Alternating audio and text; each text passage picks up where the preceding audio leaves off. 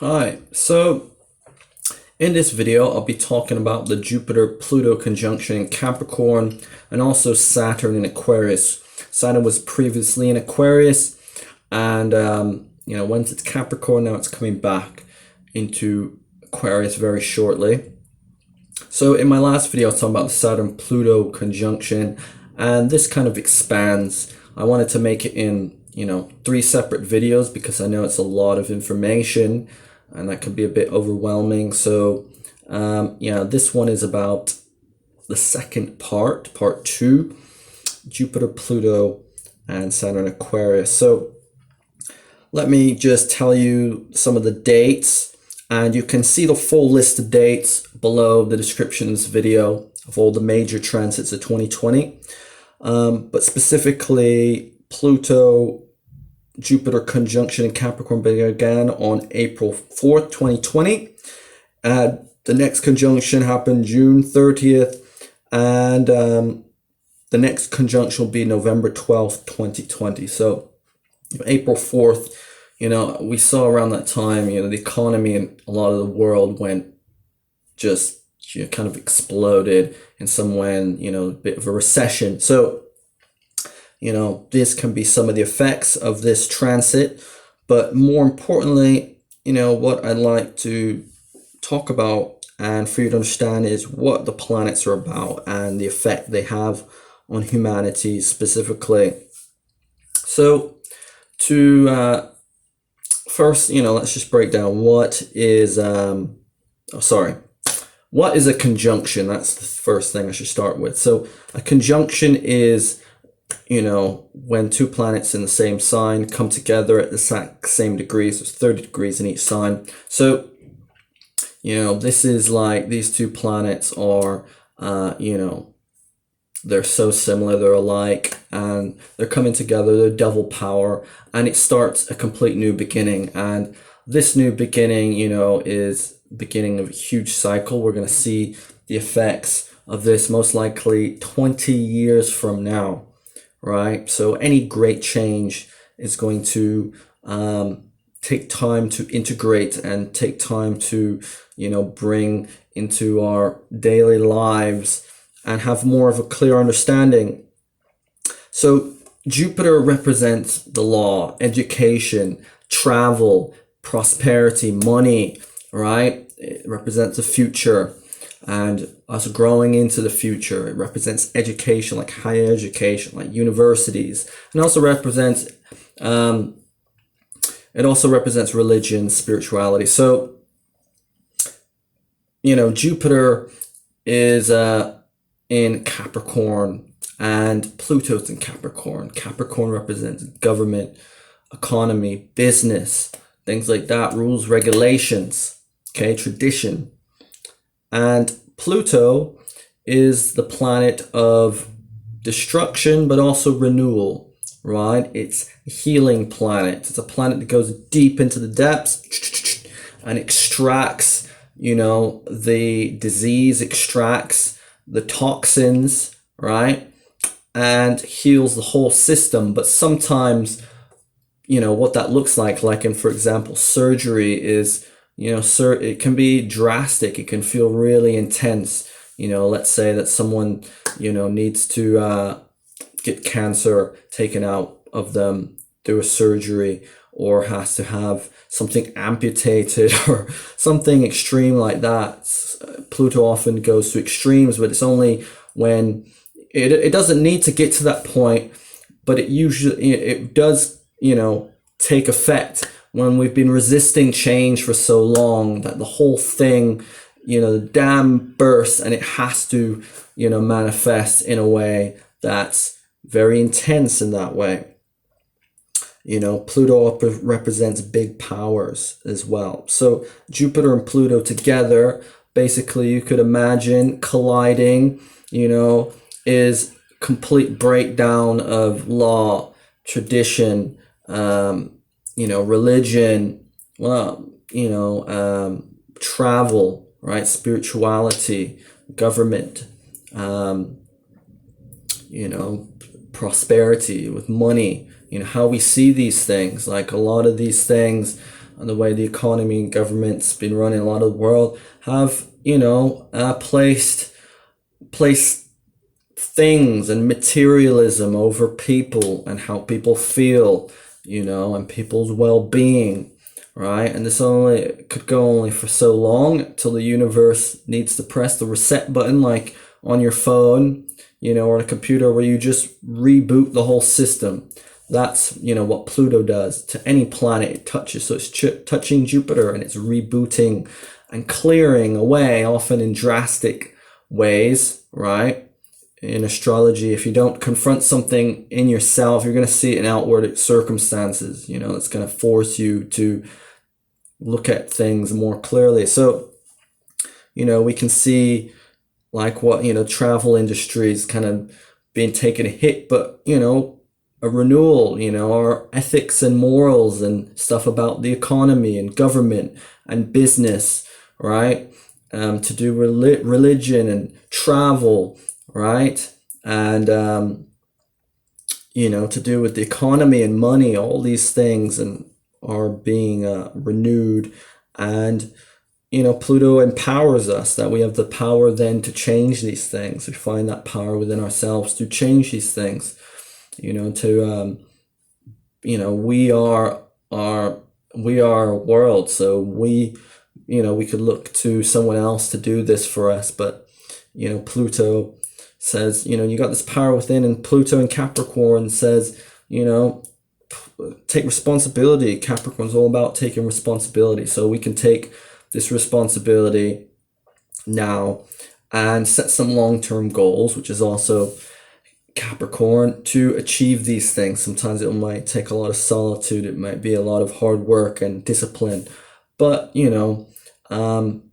just like everything in the world, this Earth is a kind of reflection of us, is, you plant the seed and then there's a harvest. You may have to wait and focus on other stuff and be patient, but there's a reward at the end. So, like I said, this cycle is going to be affecting us. I'll probably say more of the results over the next 20 years or so. So it's probably best if you're a bit patient. Otherwise, you're going to be like, oh. So, these are some of the things. But also, Jupiter, the negative side is Jupiter can magnify the effects of Pluto, which is magnifying our sense of Pluto and Capricorn, our sense of maybe lack, or, oh, damn, like, the economy's going to shit, like, I can't do this, I'm restricted, oh God, or just magnifying those fears, the fears that, our whole reality, all the stability in the world just collapse, and somehow we won't be able to deal with it when it happens.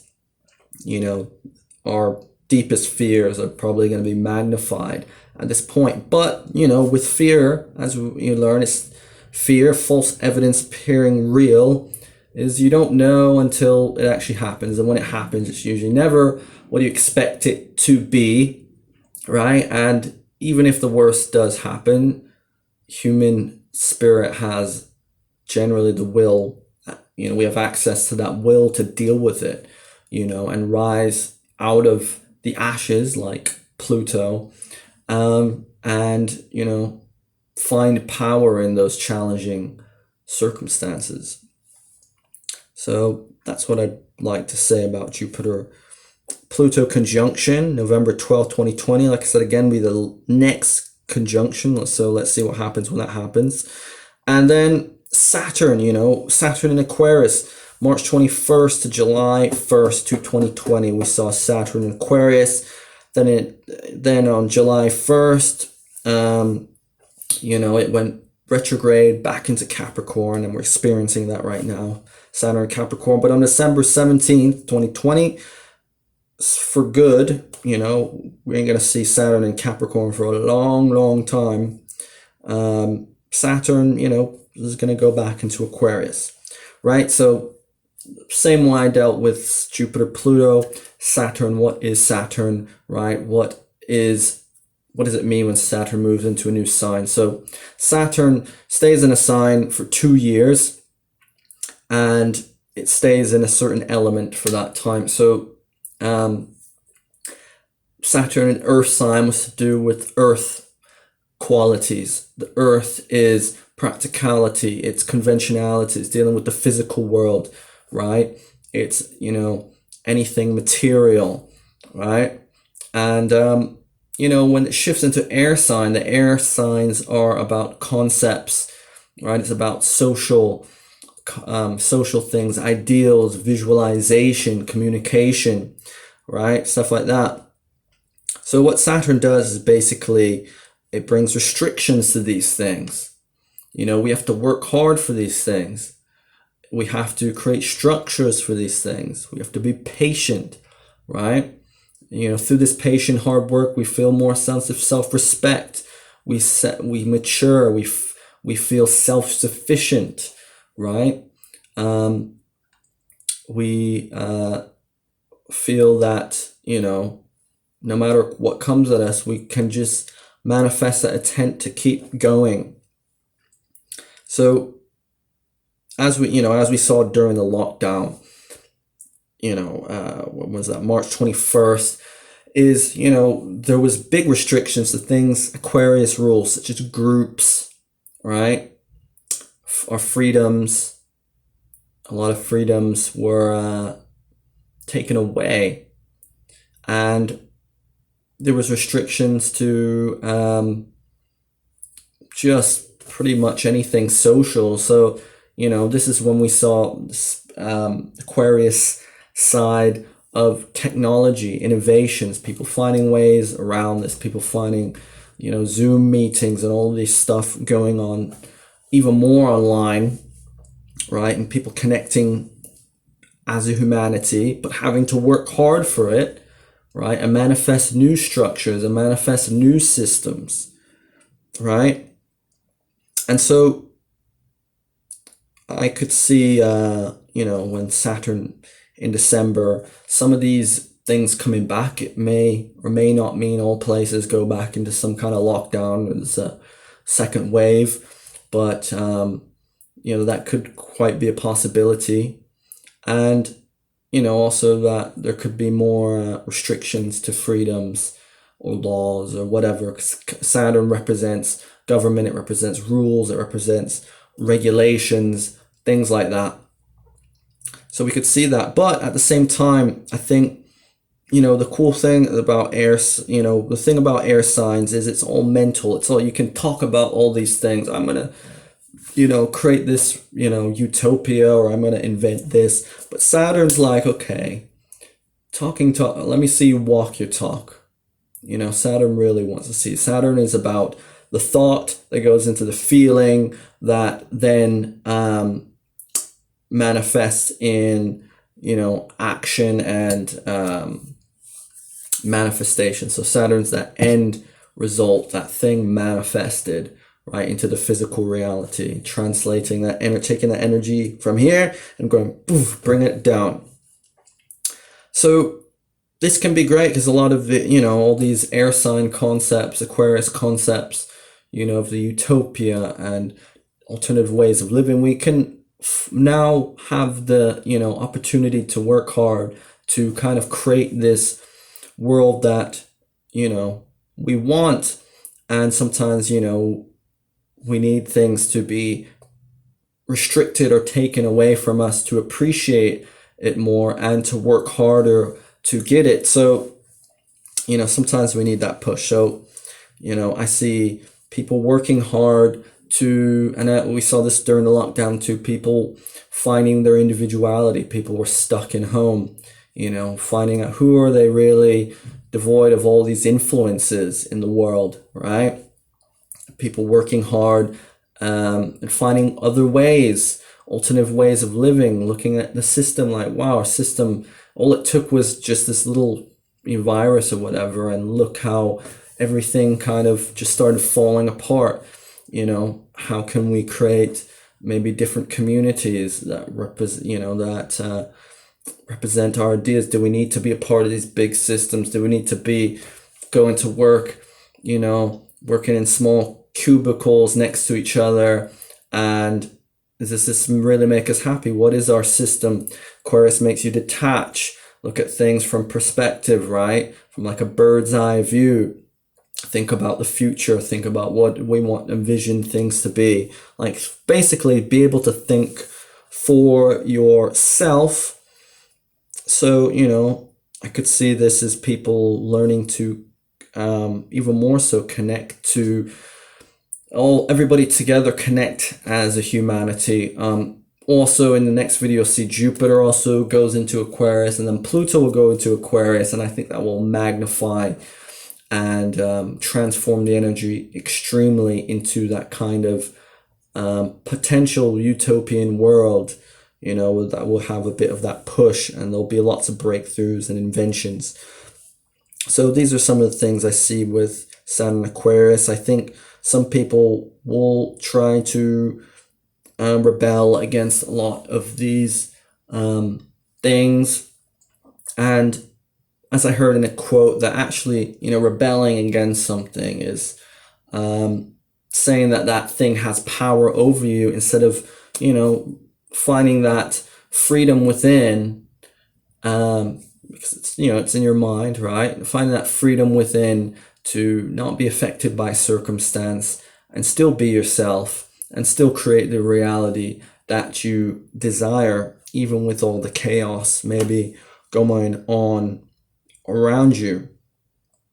So yeah, you know, there's a big possibility that, you know, people will kind of resist a lot of these things, but Saturn's kind of teaching you, like I said, a mature freedom. Like, what is true freedom? You know, we can ask that question. What is freedom, right?